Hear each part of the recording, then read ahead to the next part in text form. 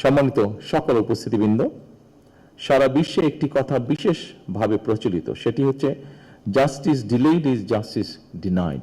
একজন মানুষও যাতে অর্থের অভাবে অ্যাক্সেস টু জাস্টিস থেকে বঞ্চিত না হয়, সেই লক্ষ্যকে সামনে রেখে সরকার লিগ্যাল এইড কর্মসূচি অব্যাহত রেখেছে।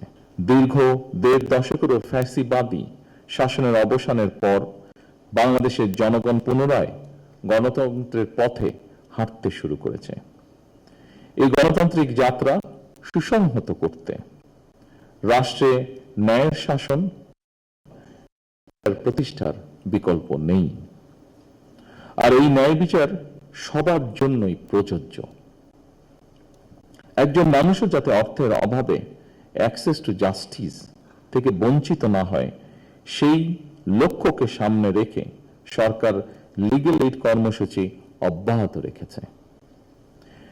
একজন ভুক্তভোগী টাকার অভাবে আইনজীবী সহায়তা নিতে পারবে না, এমনটা যেন না হয় সেটি সরকার চেষ্টা করবে সর্বতোভাবে নিশ্চিত করতে। 72 ঘন্টা ময়েশ্চার লক সমৃদ্ধ লিলি বডি ওয়াশ শিয়া বাটারের গুডনেস স্কিন রিপেয়ার করে রাখে সফট ও গ্লোয়িং। আর্থিকভাবে সামর্থ্যবান নয় এমন মানুষদের জন্য অ্যাক্সেস টু জাস্টিস নিশ্চিত করতে সরকার সুনির্দিষ্ট পরিকল্পনা গ্রহণ করেছে। সম্মানিত উপস্থিতিবৃন্দ, ন্যায় বিচারের কথা শুধু আইনের বইয়ে নয়, এটি প্রতিটি মানুষের জীবনেই সত্য এবং বাস্তব হয়ে উঠুক, এটি বর্তমান সরকারের প্রত্যাশা। ন্যায় বিচার কখনোই কেবল আদালত কেন্দ্রিক নয়, কোনো প্রক্রিয়া নয়, এটি কোনো জীবন্ত মূল্যবোধ। এটি একটি জীবন্ত মূল্যবোধ যা রাষ্ট্রের প্রতিটি নীতি, প্রতিটি সিদ্ধান্ত এবং প্রতিটি প্রতিষ্ঠানের কার্যক্রমে অবশ্যই প্রতিফলিত হওয়া প্রয়োজন। ন্যায়প্রণতা তখনই অর্থবহ হয়ে ওঠে যখন আইন মানুষের উপর প্রয়োগের একটি যান্ত্রিক উপায় না হয়ে বরং তাদের মর্যাদা সংরক্ষণ এবং প্রাপ্ত অধিকার নিশ্চিত করার একটি গভীর নৈতিক অঙ্গীকারের রূপ নেয়। বাংলাদেশের রাষ্ট্র গঠনের ইতিহাসেও এই ন্যায়বোধ একটি শক্তিশালী প্রেরণা হিসেবে কাজ করেছে। যেহেতু ন্যায় বিচার প্রাপ্তি প্রতিটি মানুষের সাংবিধানিক অধিকার, যেহেতু সেই অধিকার যাতে প্রত্যেকটি মানুষ চর্চা করতে পারে, তাদেরকে সরকার যথাসাধ্য লিগ্যাল এইড দিবে। এই লক্ষ্যে ইতিমধ্যে সরকার সংশ্লিষ্ট বিধিবিধানের প্রয়োজনীয় সংশোধন এনেছে। সম্মানিত সকল উপস্থিতিবৃন্দ, সারা বিশ্বে একটি কথা বিশেষভাবে প্রচলিত, সেটি হচ্ছে justice delayed is justice denied, অর্থাৎ বিচার বিলম্ব মানেই বিচার অস্বীকার। এই বাস্তবতা মাথায় রেখে লিগ্যাল এইডের মাধ্যমে মামলার আগেই মধ্যস্থতার মাধ্যমে বিরোধ নিষ্পত্তির উদ্যোগ নেওয়া হয়েছে, যার একটি ঘটনা আমরা আজকে এখানে শুনেছি।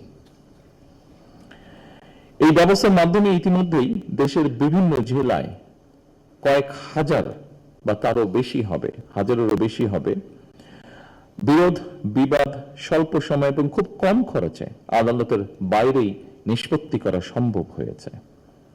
অনেক ক্ষেত্রে কয়েক মাস বা বছরের পরিবর্তে বরং কয়েকটি বৈঠকের মাধ্যমেই সমস্যার সমাধানগুলো করা সম্ভব হয়েছে।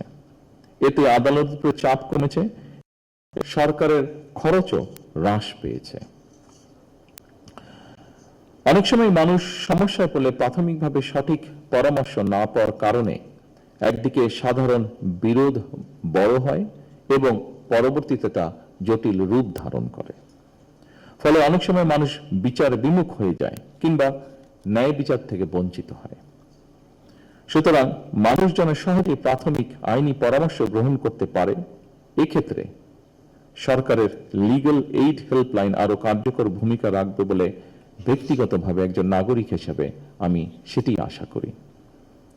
সম্মানিত সকল উপস্থিতিবৃন্দ, প্রতিটি মানুষের মনে এমন বিশ্বাস থাকতে হবে যে জনগণের যে কোনো প্রয়োজনে রাষ্ট্র তাদের পাশে রয়েছে। লিগ্যাল এইড সেই বিশ্বাসেরই একটি প্রতিফলন বলে আমি বিশ্বাস করি। আসুন আমরা সবাই মিলে একটি ন্যায়বৃদ্ধি মানবিক রাষ্ট্র গড়ে তুলি, যেখানে ন্যায় বিচারই হবে শেষ কথা আমাদের। আমি জাতীয় আইনগত সহায়তায় কেউ উদ্যোগের সার্বজনীন সাফল্য কামনা করি।